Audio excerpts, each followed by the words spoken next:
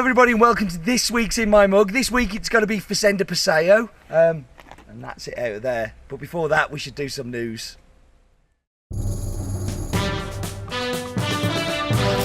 So let's get on with it. It's so nice to be back in the studio. It's so nice to be back home. But the trips, Kenya, El Salvador, Guatemala, Nicaragua, back to El Salvador, have been very fruitful. You will see many old favourites and many new coffees coming through over the coming weeks. We should start to see some of those arrive in about the next 10 weeks or so. Very excited. Great work in Guatemala, great stories. Cannot wait to tell you about them on In My Mug, but that's for another time. Bolivia, you know that I love Bolivia, right? Like, I am properly in love with Bolivia. And back in October, November, I did a tour with Tampa Tantrum. Tampa Tantrum is a place where coffee people kind of geek out and give 20-minute presentations on different things. I gave mine on Bolivian coffee production.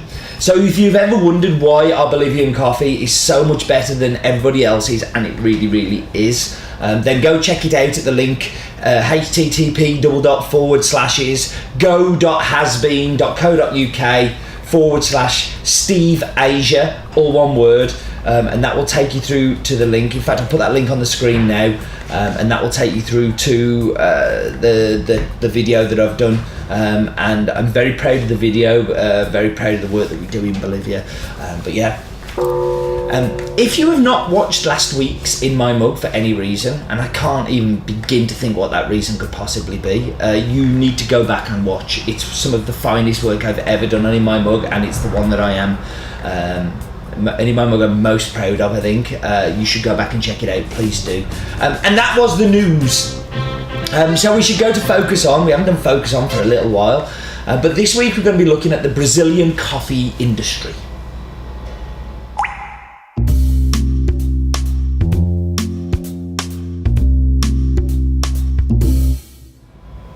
So coffee production in Brazil is responsible for around about a third of all coffee, making Brazil by far the world's largest producer, a position that it's held for over 150 years.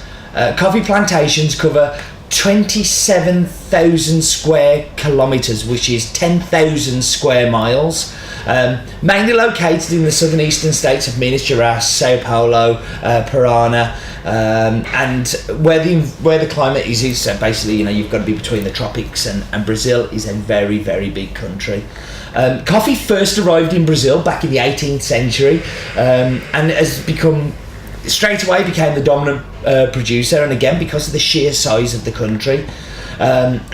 Production peaked in the 1920s, where at that point they were supplying 80% of the world's coffee, but has kind of slowly declined ever since like 1950s because of other countries producing. In particular, Vietnam was one of the big reasons for coffee production dropping in Brazil, because supply prices dropped.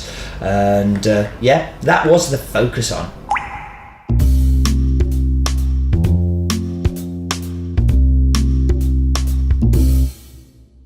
So we should get on to this week's coffee, and it's obviously a Brazilian, and it comes from the Vieira family. But you know what? Let's go back in time and let Adolfo tell us all about it.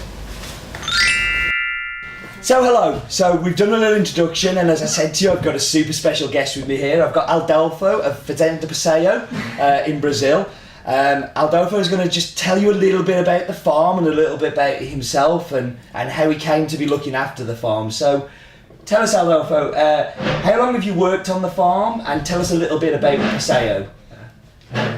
Hello, I'm very happy to be here in Has-Been with my big friend Steven, and I will talk a little about my farm, Fazenda Passeio, in south of Minas.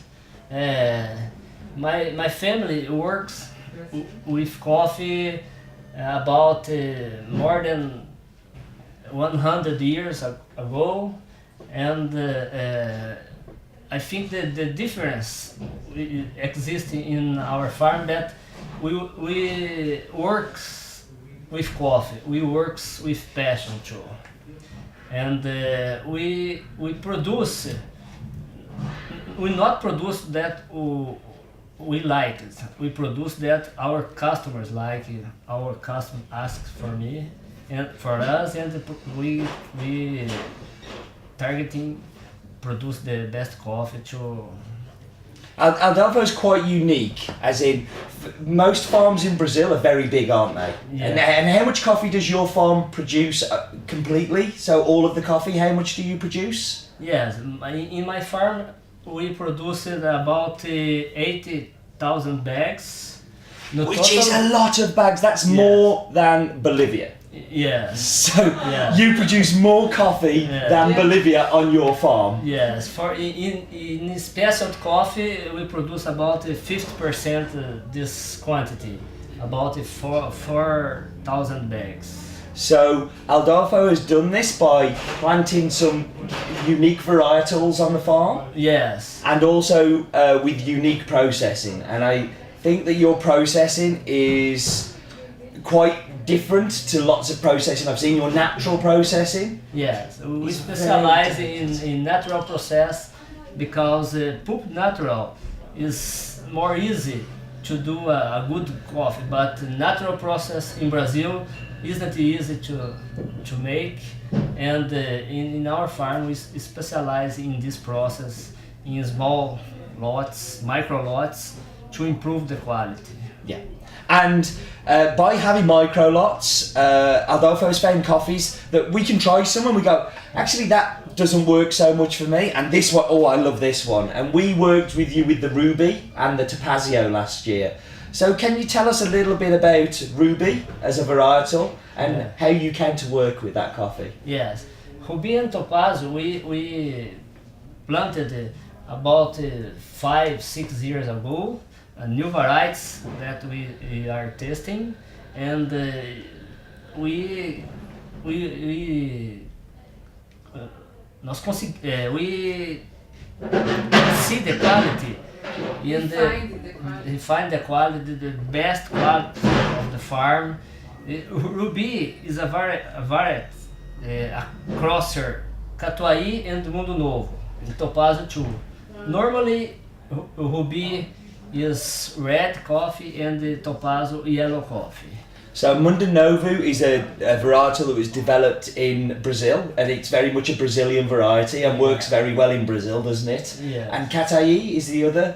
Yes, Catuai and Mundo Novo are developed in Brazil, and Mundo Novo has 70% of bourbon, and the Catuai too.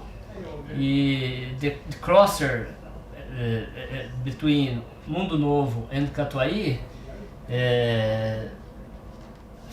original Rubi and Topazio, excellent quality, excellent producer.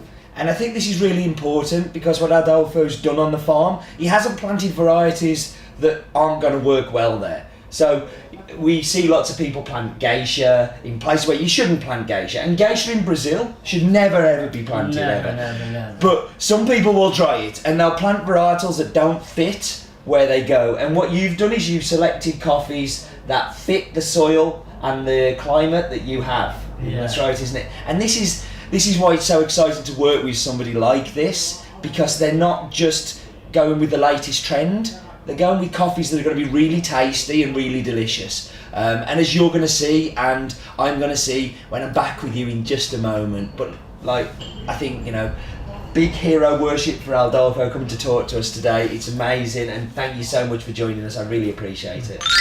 Adolfo did a much better job than I ever would of describing the farm and the history and things, so yeah, I like that. So we should go over the facts. So it's from Brazil, it's from the region of Minas Gerais. The nearest city is Alfenas. The farm is called Fazenda Passeio. It is owned by Adolfo Henrique Vieira. It is a 100% Rubi varietal. It is a pulp natural, sun-dried on patios, grows at an altitude of 1,100 to 1,200 metres, and it's a huge farm. And this huge farm we should go and look at on the map bit.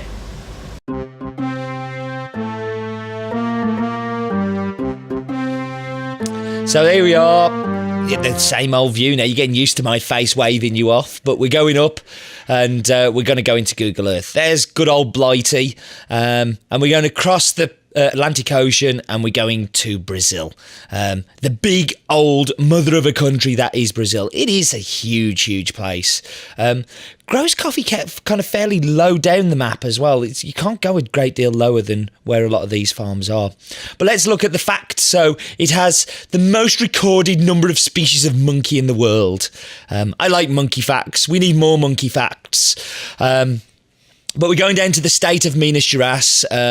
Minas is well known for its very fine coffee. It's a huge area of 226,000 square miles. I don't like square miles. I prefer square kilometres, but I'm going to use square miles on this one.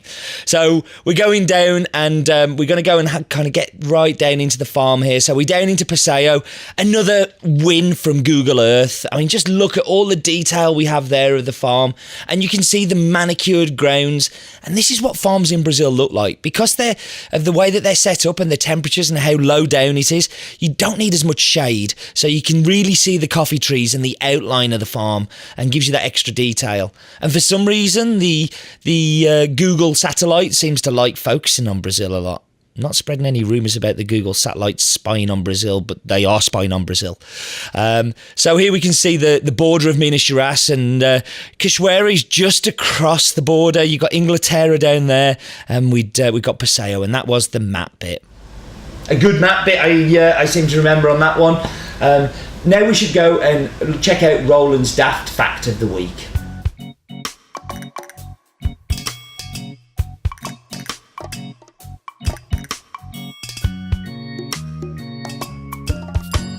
If you put Colombia, you put Vietnam, and you put Brazil all together in one, you have 90% of the world's coffee production. That's a lot of coffee, you know.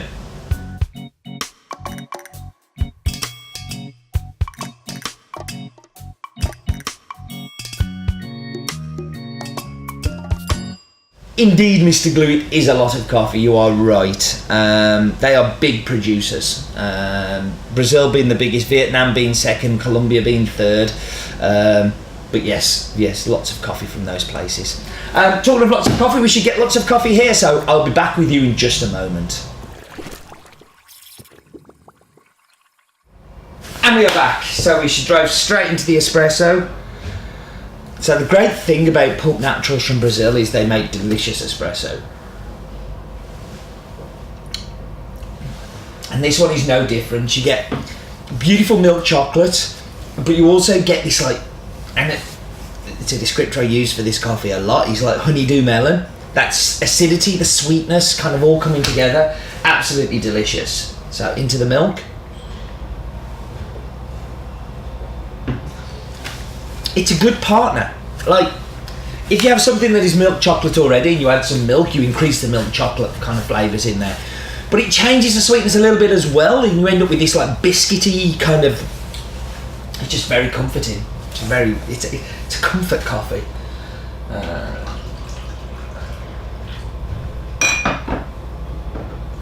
Into the brewed. Big cup of milk chocolate. That's all it is. It's just a great coffee. I'm very pleased that we've been working with Adolfo now for 3 years, and I went to the farm this year, last year now, but in June during the World Cup. We went and spent the day with Adolfo, and I planted a tree on the farm actually. I should put a picture of the tree on the screen now. That's my tree for the farm, and it has my name on it. It was all very cool. Right, I should shut up. Time to get moving. Thank you very much for joining me, as always, and do remember, life is definitely too short for bad coffee.